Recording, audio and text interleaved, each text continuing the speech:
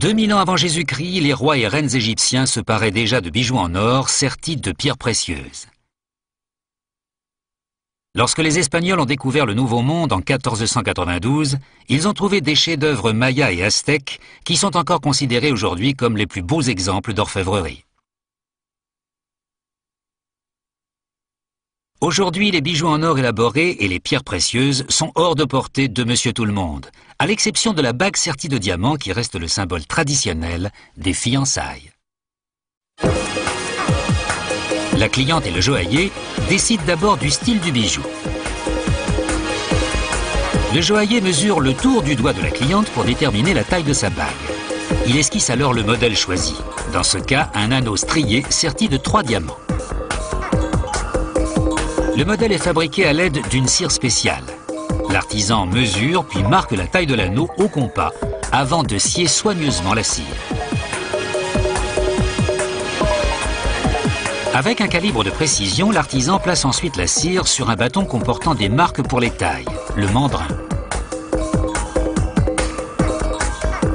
Il ajuste son compas à la taille de la bague, puis il appose la marque du trou sur la cire avant de la percer avec soin à la drille.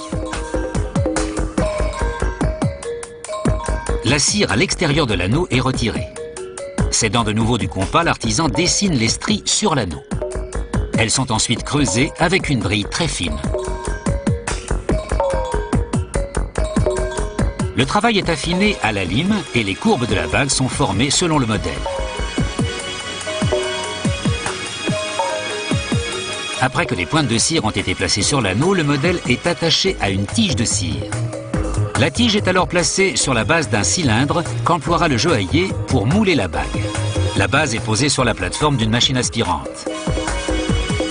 Le joaillier place un cylindre sur la base et y verse un plâtre spécial.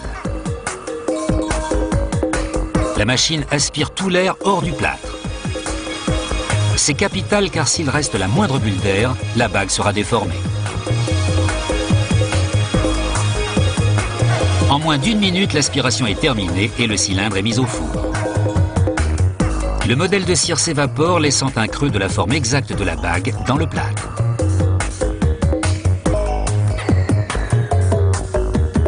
Puis l'or est fondu. La teneur en or des bijoux est mesurée en carats. Plus le chiffre est bas, moins il y a d'or, et plus il y a d'alliages faits de métaux moins coûteux tels que le nickel, l'argent et le cuivre.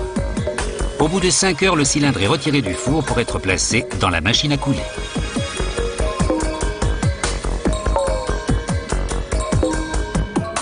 La machine tourne pendant 1 minute. La force centrifuge projette l'or fondu dans le moule de plâtre.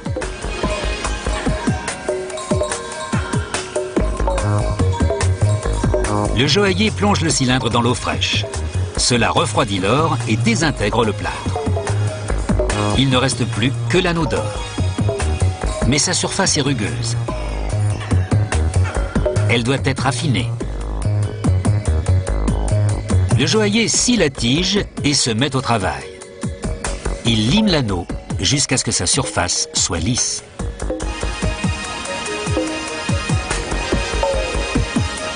Puis il appose son poinçon et le nombre de carats.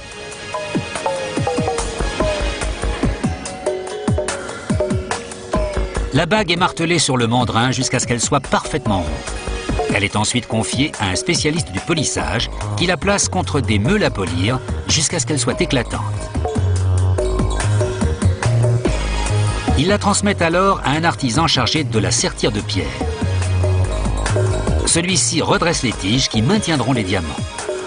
Puis il cisèle les tiges à l'aide d'une drille très fine.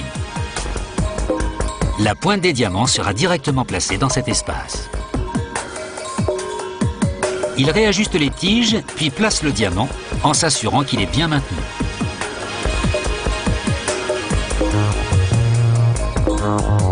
Sur ce modèle, on utilise un diamant d'1 carat au milieu et d'un demi-carat de chaque côté. Le joaillier place alors la bague dans la machine à ultrasons. Les vibrations de l'eau nettoient chaque recoin du bijou en le pénétrant. Enfin, la bague est placée sous un jet d'eau chaude pour éliminer tout résidu. Et voilà! Face à une telle bague, Qui ne dirait pas oui?